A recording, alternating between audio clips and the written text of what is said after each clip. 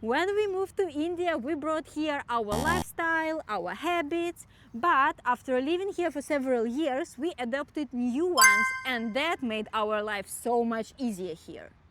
So 5 ways how our life got changed living in India.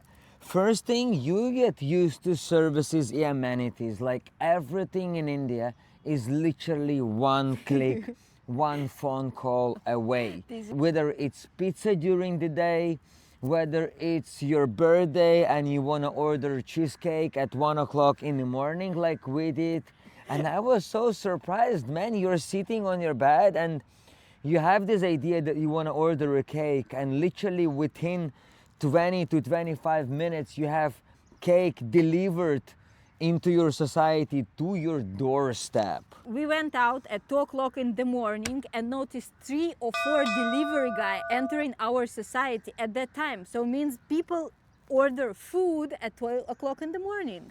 I know, but the funniest one, I think I saw a guy delivering broom and a dustpan at 12:30 in the morning, and I was like, why do you need a broom at 1 a.m.? Everything is so nearby, is one click or one phone call away, whether you want to get medicine, whether you want to get your blood tested, whether you want to buy jewelry, you want to buy furniture. Or you want to buy the latest iPhone. Exactly. And overall, that changes you. You stop thinking ahead, you stop planning, you become so relaxed. And actually, it's a good thing because you're able to focus on more important things, because you know that all the other things, whenever you need them, you will just call or open an app and it will be delivered like within half an hour to your doorstep. Something that people in the West Have as a luxury. It's not that affordable there. Second habit that we developed, or I would rather say undeveloped, before we used to plan way ahead. You know, when you go to do your nails done, the master will I ask. don't know. I'm pretty sure so many guys also wouldn't know. Anyway, the master will ask you the next time when you come there, and you have to pick a color for your next coming. How would you know what you want in a month? Yes, but this is how it works back in the West. Yeah, here you just go with the flow, and this is the best way of living here. This is how we ended up in Ayodhya, didn't we? Exactly. All of a sudden, random message, and next thing you know, in 24 hours, we were already on the bikes driving to Ayodhya. And actually, if it wouldn't about this, we would never go to Ayodhya and plan it, because plans don't work here. This is something that if you actually open yourself in India to this flow that happens here, you have a good chance to having like an amazing trips, an amazing adventures, and meet like truly incredible people. That's another habit that we developed as well, to be open and accept everything. Go with the flow.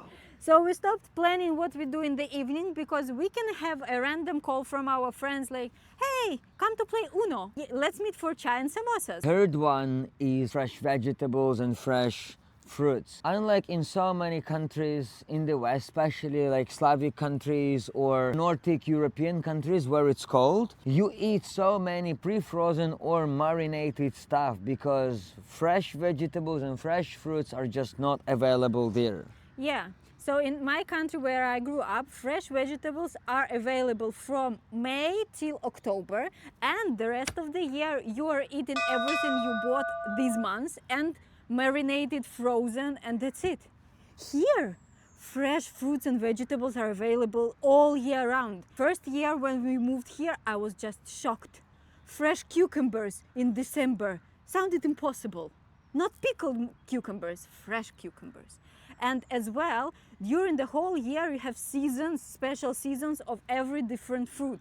Mango season, lychee season, jackfruit season. I fell in love with So jackfruit. there is like always a season going on, yeah. and along with that you have like a whole bunch of veggies and fruits that are always available there, which is like really amazing. You get really used to it. Like I can't think about going back now and not having this. Yeah, when my parents were visiting us in winter here, they were shocked to see broccoli, fresh broccoli served here. We have only frozen broccoli in And my that country. you can have a fresh salad for lunch Yeah. in the winter. That's unthinkable. And something else, that in my countries, people cook food also for 2-3 days in a row. So you cook 3 liters of soup and eat it for 3 days. Here, everything is super fresh. You cook, you eat, bas. And that brings us to fourth thing, is chai. Chai is like a life, is like a ritual here. In the West, we have a quick shot of caffeine and off you go. Here, chai is like a whole moment that you take out during the day. You start in the morning having a cup of chai and read the newspaper. Then you come for chai in your lunch break. Then in the evening to discuss everything that happens to you with your friends. I see chai dukan that is always full of people who are drinking chai and gossiping. Well, I think they're gossiping. Something that I was really surprised, that even in the middle of a heat wave, like during the summer, it will be like plus 40 degree outside and you will see people gathered in chai dukan and everyone will be having chai. I'm one of this person. I drink hot chai in the summer. I know, I drink cold coffee. And last but not the least, The winter is coming. We all can feel the shift Yeah. in the temperature. at first I thought that in India it's always hot. Like always sunny, always hot, and winters are also gonna be hot. Now I'm sitting here, 10 degrees, I'm freezing. Because the temperature that you have here during the winter is like the temperature we have there during the autumn, and it Yeah. doesn't seem to be that cold, but man, it gets you, especially like in the evening. If you by any chance get onto riding a bike, then those 10, 12 innocent degrees, they become really freezing one. You feel like you are on the Arctic expedition. Exactly. That was my biggest mistake when we moved here. I thought that winters here are hot. And one extra changes that we adopted here is taking care of street animals. Yes, the compassion that we met in India towards the animals, towards those silent ones, it's something that really touched our hearts. Like how people treat cows and bulls on the streets, that they feed him, how people treat dogs, and sometimes people will feed dogs and try to take care of them. We moved to a new area and there is a whole WhatsApp group of people who are taking care of stray dogs, and they're like feeding them and bringing them to the vets when they get hit by cars and all Yeah. that. And you can see that it's something that really, really touches one that is unfamiliar with this, like we were. So this is something that we adopted as well. Yeah, now we also try to feed cows and bulls, and whenever we go on a walk with our dog Rani, I always try to bring some treats for the street dogs that we met, and actually we met lots of new friends for her. So if you're still here and you're still watching till this part, we request you to be more compassionate to stray animals, and sometimes even if you don't have anything with you and there is a little shop nearby, just get a pack of biscuits, get a couple of bananas and give it to the animals, and they will be really, really happy, and they will give you their ashirwads.